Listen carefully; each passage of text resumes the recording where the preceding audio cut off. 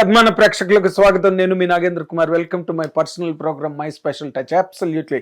ఇప్పుడు మనతో పాటు స్టూడియోలో ఉన్న గెస్ట్ 100% స్పెషల్ గెస్ట్. ఏ కారణంగా అంటే తను ఎప్పుడో గోల్కొండ హై స్కూల్ సినిమాతో కెరీర్ ప్రారంభించి అక్కడి నుంచి మంచి మంచి సినిమాలు, పేపర్ బాయ్ కానీ, ఏక్మినీ కథ కానీ, లేకపోతే అన్నీ మంచి శకునములే కానీ, ఇలా మంచి మంచి సినిమాలు చేస్తూ అంటే స్టాంపింగ్ ఊరికే కమర్షియల్గా కాకుండా తను క్యారెక్టర్గా, ఒక యాక్టర్గా, హీరోగా నిలబడాలనే ఒక ప్రయత్నం, ఆ ప్రయాణం ఇన్నాళ్ళు సాగింది.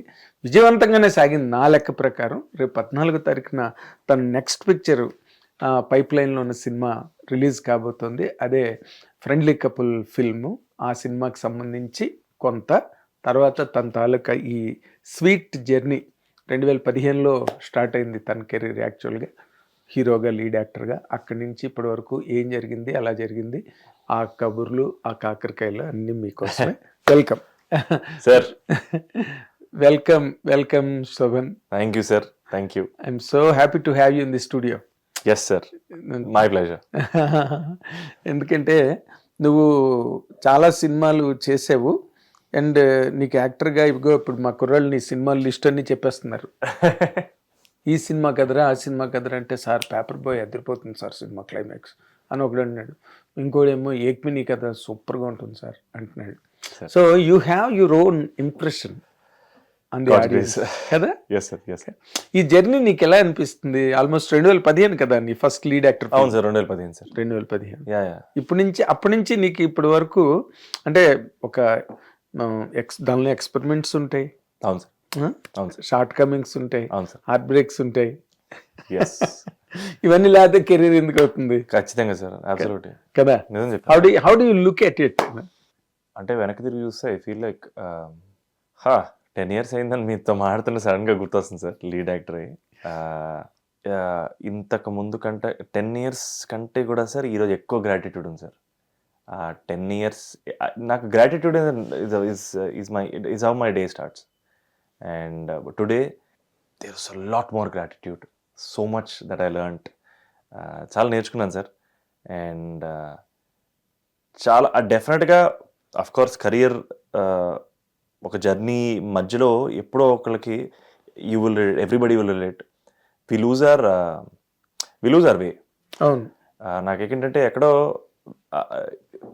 సినిమాలు గురించి కాదు సార్, యాక్చువల్గా ఎక్కడో తెలియకుండా ఒక 2023 టైంలో ఎక్కడో సినిమాలు చూడడం మానేశాను సార్. అసలు మనకి చూడడమే కదా ప్రేమ కదా, చూడడమే కదా పిచ్చి కదా. అది కాదు సార్, ఒరిజినల్ ప్యాషన్ సినిమాలు చూడడంతో మొదలైంది.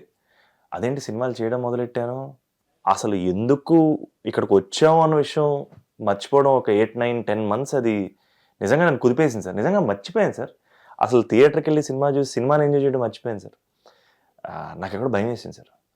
మొన్నైతే నాకు చాలా భయం వేసింది సార్. అదేంటి నా ప్యాషన్ తగ్గిపోయిందా, నాకు సినిమా మీద ఉన్న ప్రేమ తగ్గిపోయిందా అని భయం వేసింది sir.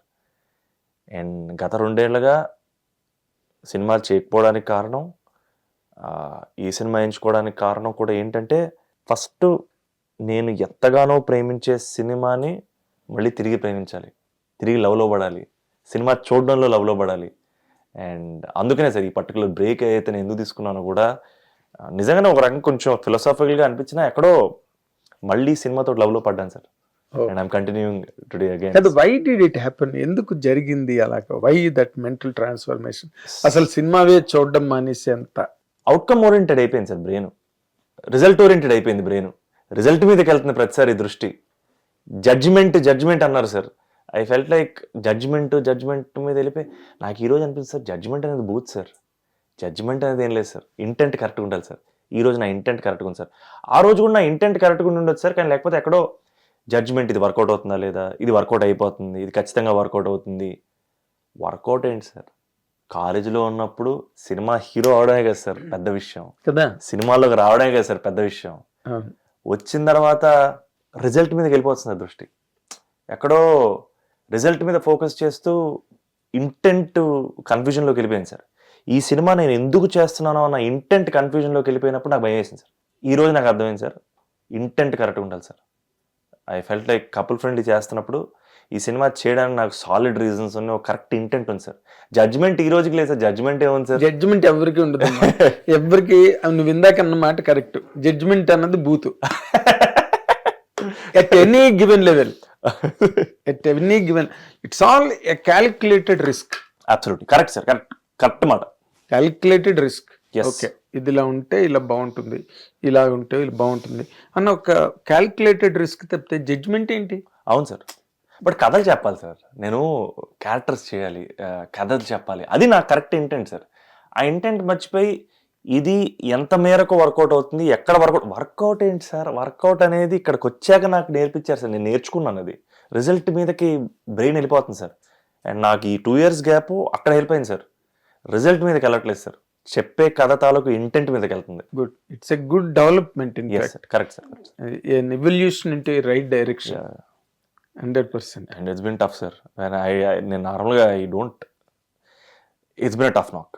It's not been easy 10 years. It's been very difficult and I'm very grateful. But difficult in the sense there are people, నీకు నీతో సినిమాలు చేయడానికి బ్యానర్లు ఉన్నాయి, ప్రొడ్యూసర్స్ ఉన్నారు, అన్నీ ఉన్నాయి.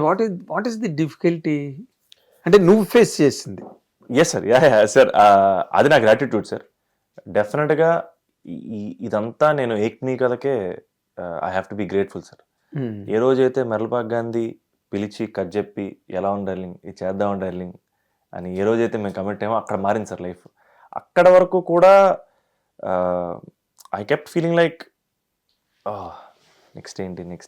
Lot of people, I worked a lot sir. Actually I did web series also.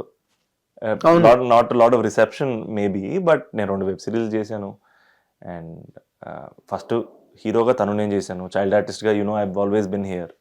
So I felt like even if it's mistakes అయినా లర్నింగ్స్ అయినా, mind were very public because I grew up here in front of you guys and in front of cameras. You're a child of the industry, Shobhan. I think so, sir. Actually, because I grew up here. Yes, that's literally. right. And me and Sangeet, మా journey కూడా Golconda high స్కూల్తో మొదలవడం, child ఆర్టిస్ట్గా, ఇప్పుడు హీరోలుగా journey మొత్తం ఇక్కడే sir. నేను నేర్చుకున్నా ఇదే జర్నీ. అంటే పుట్టుకే ఇక్కడ డాడీ డైరెక్టర్. సో ఆబ్వియస్గా అది ఎక్కడ పోతుంది sir. And I have to sir, I feel like I appreciate my father more than ever today. ఎందుకంటే when I look back now, ఇప్పుడు ఇలా మీతో కూర్చొని మాట్లాడుతున్నప్పుడు now I have a certain knowledge about cinema.